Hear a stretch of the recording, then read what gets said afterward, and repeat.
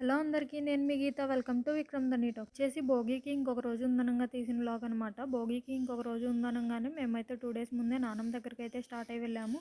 వెళ్ళేటప్పటికి బాగా నైట్ అయితే అయిపోయింది. సో రెస్ట్ తీసుకున్నాము. వచ్చేసి next day early morning video అనమాట. మార్నింగ్ లేసేటప్పటికైతే 7 o'clock అయితే అయింది. నాతో పాటే విక్రమ్ కూడా లేచాడు. సో ఇద్దరం కలిసి బ్రష్ అయితే చేస్తున్నాము. ఈలోగా నానమ్మ అయితే మా కోసం బ్రేక్ఫాస్ట్కి అని చెప్పేసి ఇడ్లీ అయితే ప్రిపేర్ చేస్తుంది. ఇడ్లీ తినగానే అయితే ధన్ని అయితే నిద్రలేచింది. సో ధన్నిని కూడా బయటకు అయితే తీసుకొని వచ్చేస్తే కొత్తగా ఎక్కడికి వచ్చాను అన్నట్లుగా అయితే చూస్తుంది. వచ్చేటప్పటికైతే కార్లోనే ధన్ని నిద్రపోయింది. సో మార్నింగ్ లేచి ఇప్పుడు చూస్తుంది ఎక్కడికి వచ్చాను అని చెప్పేసి. నా డిస్టిక్ లో పెరిగిన వాళ్ళందరికీ కూడా టీలో అయితే ఇలా చక్రాలు వేసుకొని తినే అలవాటు అయితే ఉంటుందంట. నేను కూడా ఇప్పుడే అయితే కొత్తగా చూస్తున్నాను.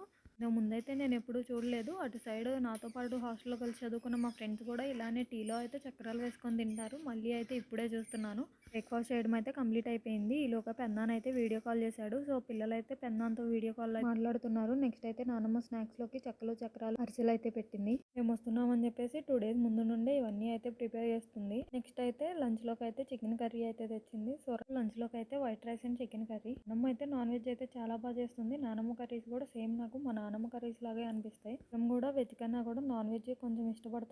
అది సో లంచ్ చేయడం కంప్లీట్ అయిన తర్వాత అందరూ అయితే ఇలా కూర్చొని పెద్దమ్మ వాళ్ళు అయితే పిండి వంటలు చేస్తున్నారు. పక్కన పిల్లలు అయితే బాల్స్ లాగా చేస్తున్నారు.